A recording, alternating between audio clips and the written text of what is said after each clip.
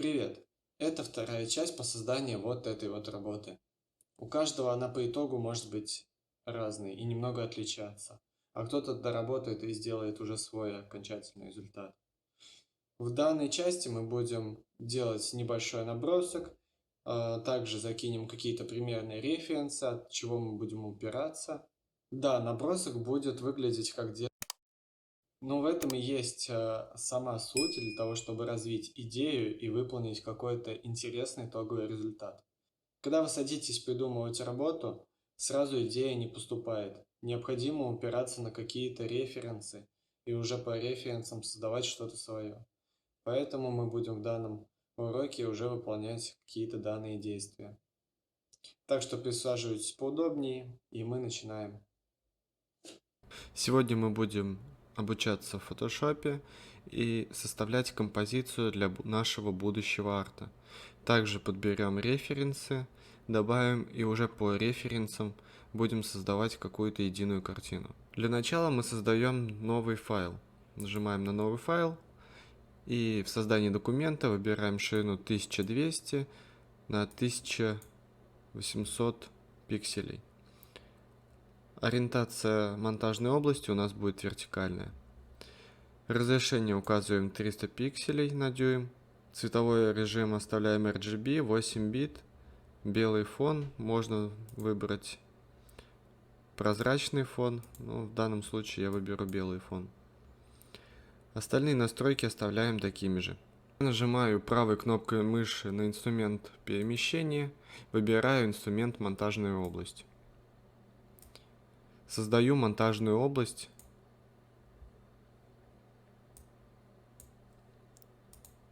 И оставляю данную монтажную область для того, чтобы можно было какие-то референсы добавить рядом и уже смотреть на референс, создавать общий вид картины. С рабочего стола я переношу подготовленные референсы в Photoshop. Появляется, допустим, здесь, но мне необходимо будет в дальнейшем обрезать. Сейчас я их перетягиваю на боковые части холста. Зажимаю Shift, уменьшаю размер. Зажимаю Shift, от уголка тяну, уменьшаю размер. Вот такие референсы в Pinterest я выбрал. Сейчас немножко подредактирую их и продолжим. В первом уроке мы изучали инструмент кадр для того, чтобы убрать все лишние части скриншота, которые были сделаны в Pinterest. Мы выбираем инструмент кадр, выбираем расположение прямоугольника и выделяем, отсекаем ненужные нам части. И так делаем с каждым слоем. В принципе, можно оставить, но мне так будет удобнее для того, чтобы в дальнейшем не отвлекаться на какие-то сторонние части.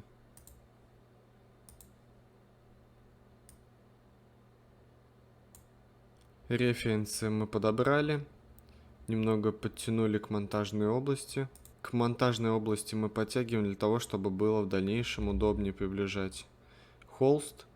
И если бы какая-то из картинок была бы где-то здесь, то при приближении было бы ее не видно.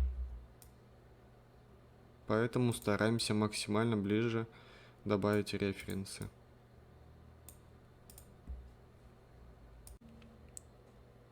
Вероятнее всего, какие-то элементы мы будем взаимозаменять, и те референсы, которые здесь присутствуют, не совсем будут соответствовать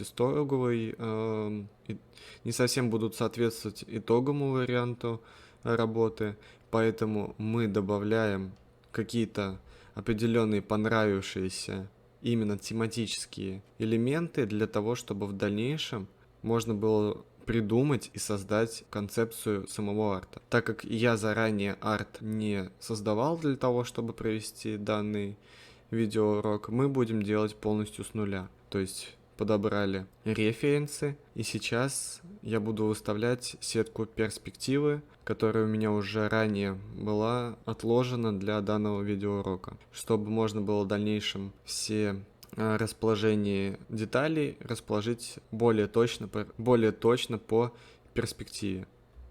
Вот такую вот сетку перспективы я добавляю.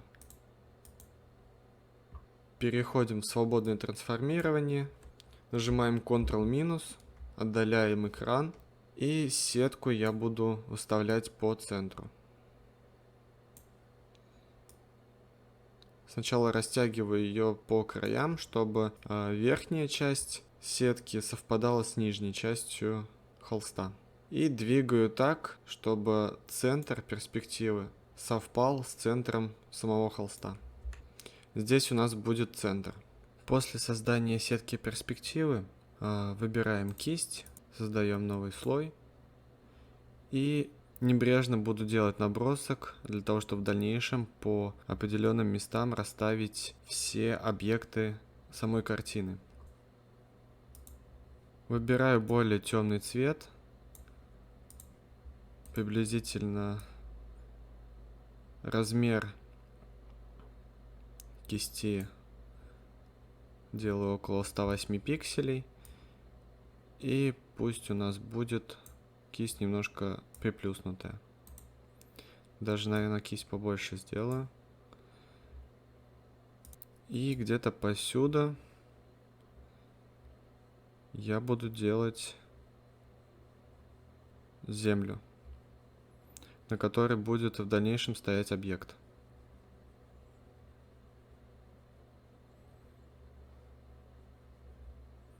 Увеличу непрозрачность, где-то приблизительно до 50, еще раз пройдусь.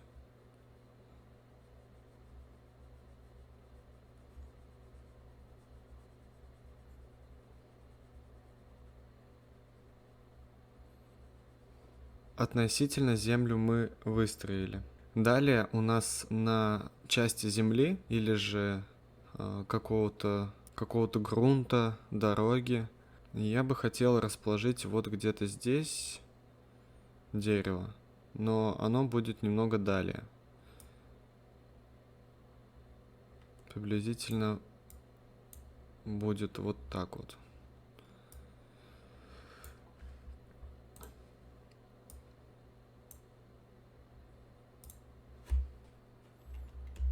И дальше будут у нас деревья отдаляться. Делаем чуть выше вот этой вот линии. Если это дерево будет к нам ближе по объекту располагаться, значит следующее дерево будет немножко дальше. Приблизительно как-то так. И еще дальше делаем. Соответственно, у нас здесь должны быть деревья.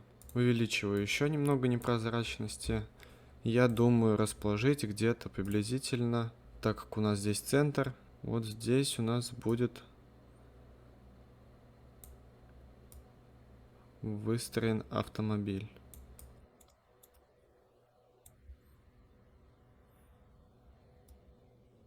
И здесь какой-то необходимо будет разместить объект, чтобы у нас все было пропорционально нашей сетке.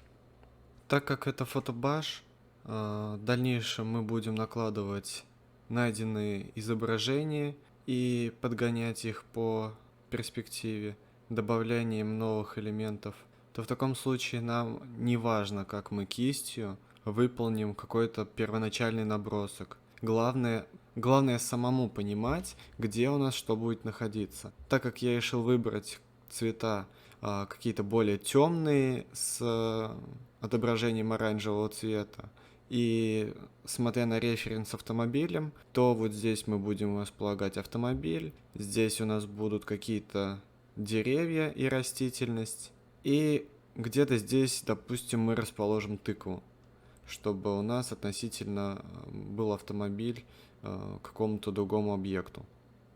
По вот этой линии, для того, чтобы было в дальнейшем удобнее нам добавлять какой-то материал земли, я вытягиваю линию и располагаю ее приблизительно вот здесь.